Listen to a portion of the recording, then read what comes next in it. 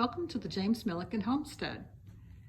Today's tour we are featuring highlights from the homestead centered around the theme of Mrs. Millikin's favorite things.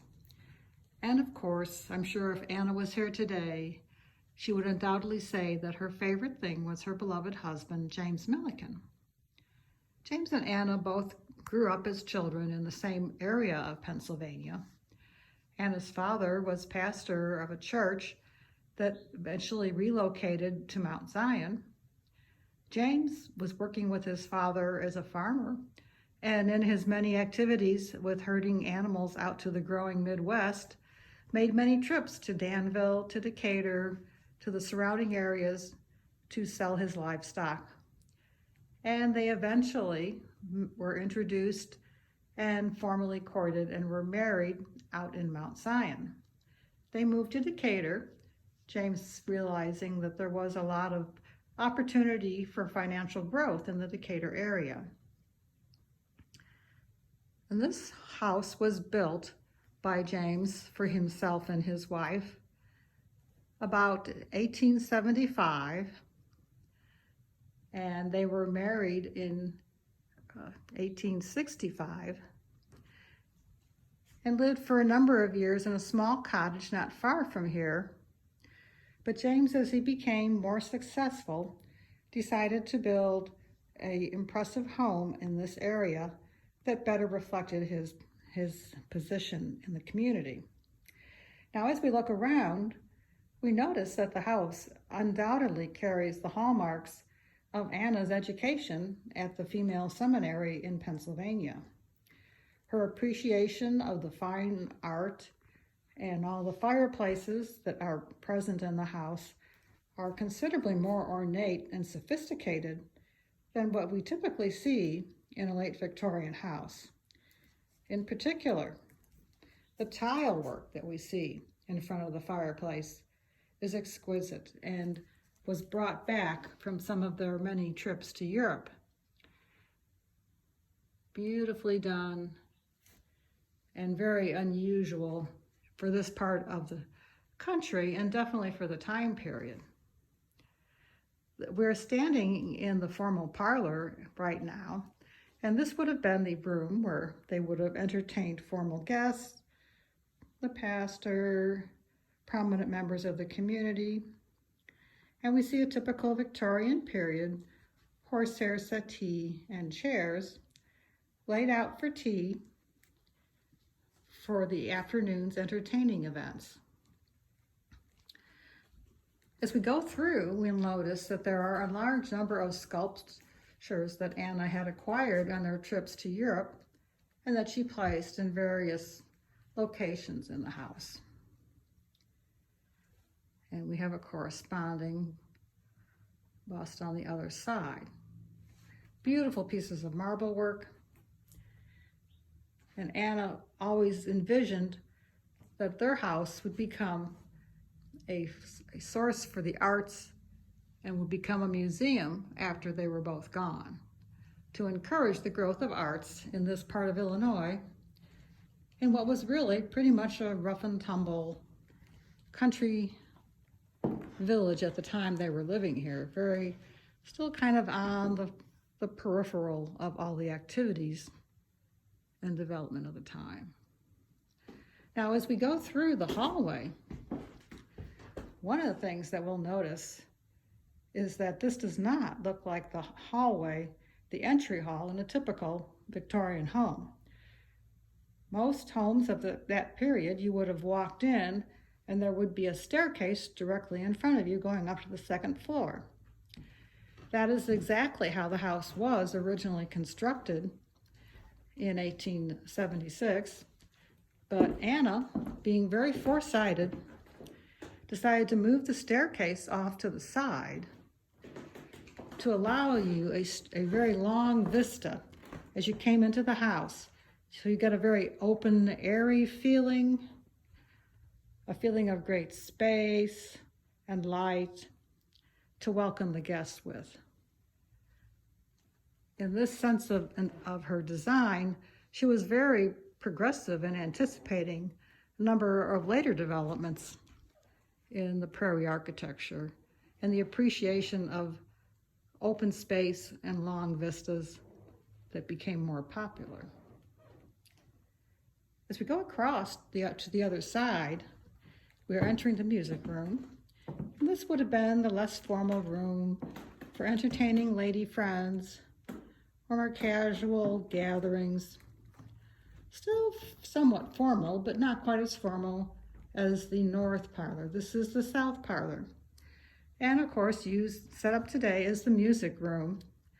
And Anna, of course, in her education, would have been educated in music and learned how to play an instrument, and would have had various concerts for her guests as part of her cultural activities. And in another series, we will discuss the second floor, where Anna had her art center for classes and lessons, opportunities for women that were not nearly as prevalent as they are today. Women, of course, back then, if they were educated separately, mainly with an intention of preparing them for their role as a society hostess. Anna loved to travel. Anna and James did not have any children, and this gave them a little bit more than usual opportunity to spend time traveling. And Anna was there able to enjoy the art and the artists that were working in the late 1800s in Europe and bring back a number of paintings from that location. As we walk through this room, we'll notice that the ceiling is beautifully decorated with roses, gorgeous chandelier. And the chandeliers, as with most of the houses of this time period, were set up for both gas and electric, since electric was basically produced in a small local plant, mainly seen as something that was a benefit for businessmen, and the plants would shut down at the end of the day, along with the businesses shutting down, since why would a person need electricity when their business wasn't in operation? Another beautiful fireplace, beautifully decorated with little palm themes and the flowers, really anticipating the Art Deco and the arts and craft movement.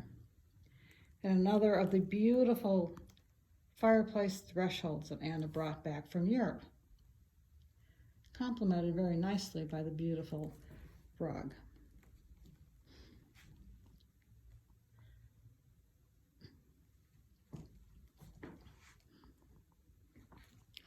As we leave the south parlor, we walk into the library, and this is the sunniest room in the house, being south and west facing.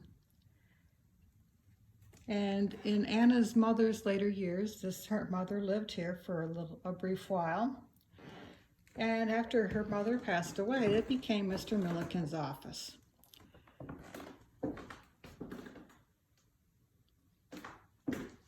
Very unusual curved walls, beautiful wainscoting. And as we notice, there are no curtains in this house. Normally in a Victorian period house, there would be a number of curtains. Anna was exposed to the use of shutters in Italy and warmer climates, and she appreciated the opportunity they provided for a cleaner environment that did not collect dust. Now, when the house was remodeled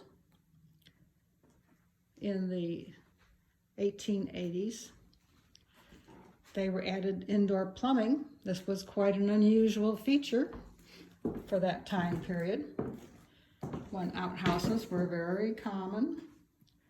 And so this house at that time became the first house in Decatur with indoor plumbing, one of the first houses, and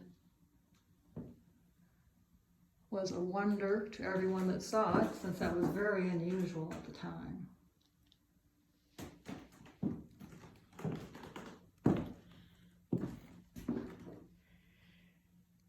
Mr. Millikin seemed to have stepped out and left off with his busy correspondence with his bank work. Mr. Millikin always missed being a farmer. His heart was in the farming.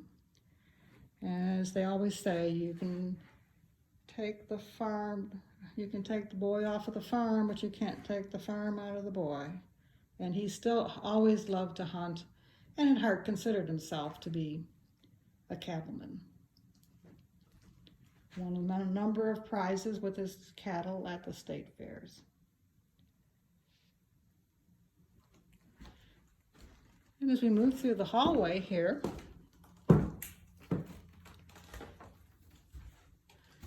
we will be approaching the dining room. And we see here in the door etching a design that Anna created and had etched onto the doors as a decorative motif. Anna was very skilled in her artistic work, and as I said, could have probably done anything, really, truly. Looking above the doorway, we see a mounted stag head, undoubtedly like one that Mr. Millikin would have had from one of his many hunting trips in the area. And this area would have been the boundary between the woods and the prairie. We're standing on the edge of Prairie Avenue, adjacent to Wood Street, and they were designators of features of the city in those times. Ceiling is gorgeously done, beautifully restored. And removing the staircase obviously gave Anna a lot of opportunities to really do a lot of creative work and really make this into a statement area, given the expansive ceiling. And it gave her the opportunity to add another fireplace to turn what had been basically a cold, drafty passageway, dark, into a beautiful, warm, welcoming area. And yet again, one of the beautiful fireplace thresholds.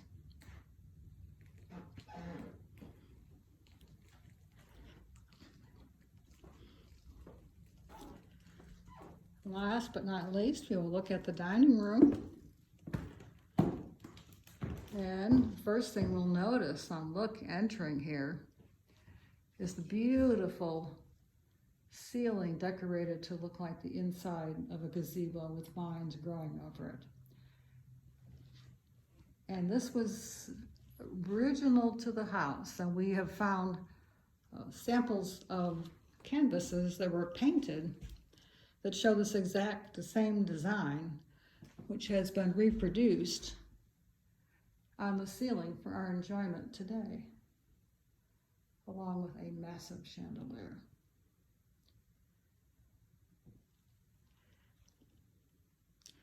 This room features several more of Anna's paintings that she collected from Europe. Notice the Oriental themes that were very popular in the late 1800s. People fascinated by the culture there. And the light. Artists really appreciated the light in those areas. As we look at the fireplace, we'll notice some very unusual decoration. There's some plant motifs that are darker on either side of the mirror and gradually go up to a very naturalistic motif of plants at the top. And this is a restored original design for the house. Here again, very arts and crafts, very appreciative of the natural components and the decorative abilities of those natural components.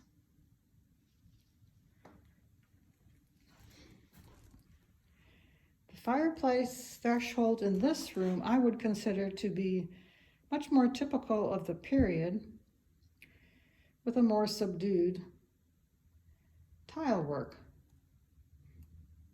but very beautiful and very complementary to the Persian carpet, which they would have undoubtedly also had from their travels. Thank you for joining us for this tour today, and we hope to see you sometime.